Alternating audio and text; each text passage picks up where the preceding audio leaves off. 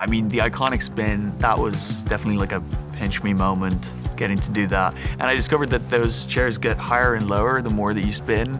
So I was kind of like, as I was going around, I was like, wait, what's going on here? I was like, oh. I'm in.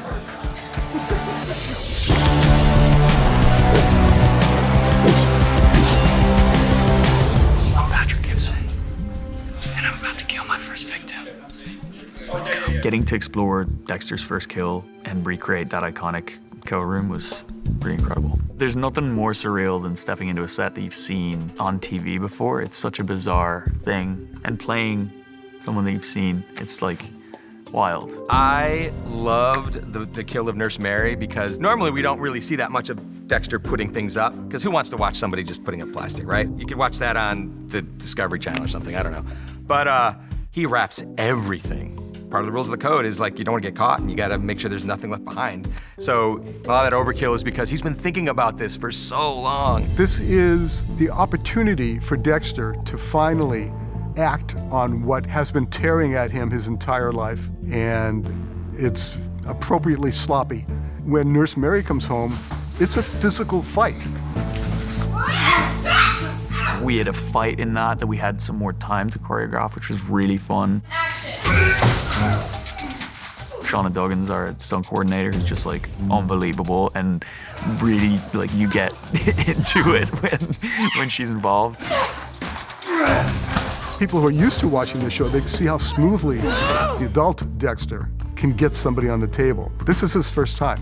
His skill level is nothing close to what you would remember from the OG show or New Blood.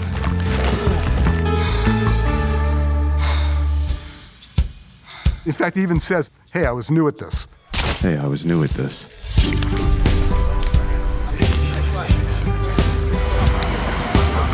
The first day of shooting was in Miami for me, in the mangroves. You know, it was the first day of meeting Patty, working with him. I don't know, I liked him immediately. It was a great first scene, I think, to start with.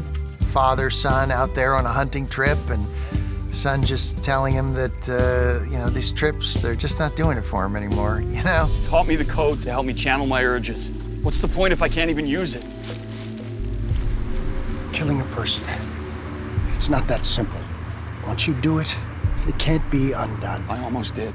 Unfortunately, it just is too much for Harry in that particular moment, and he does fall backwards.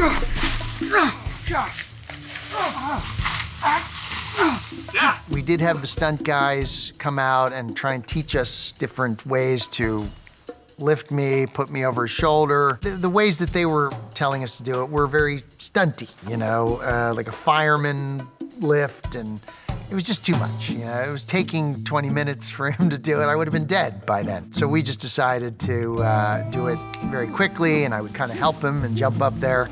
And yeah, look, Patty is a very strong guy. He's really, really strong. But after doing it 6 or 7 times, you know.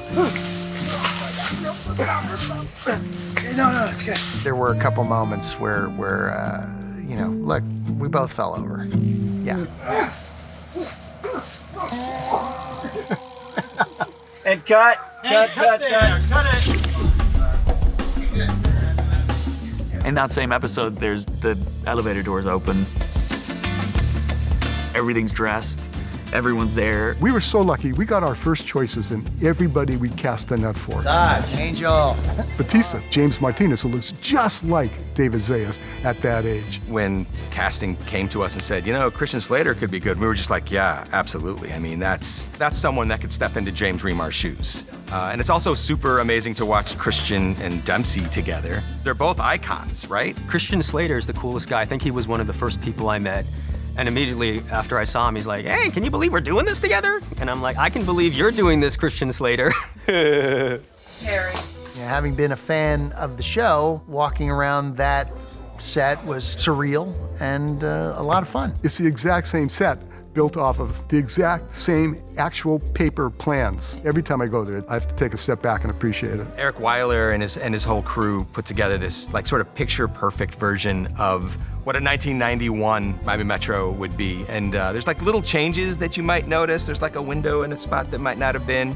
The color is a little different. The stuff on the desk is definitely different. Literally felt like I'm in some sort of like wacky amusement park. All the 90s props, all the computers. To me, it's really like bizarre. Like I can't believe people actually work this way. Being a fan of Dexter, to be in these iconic scenes right off the bat is very trippy, you know? Take a seat.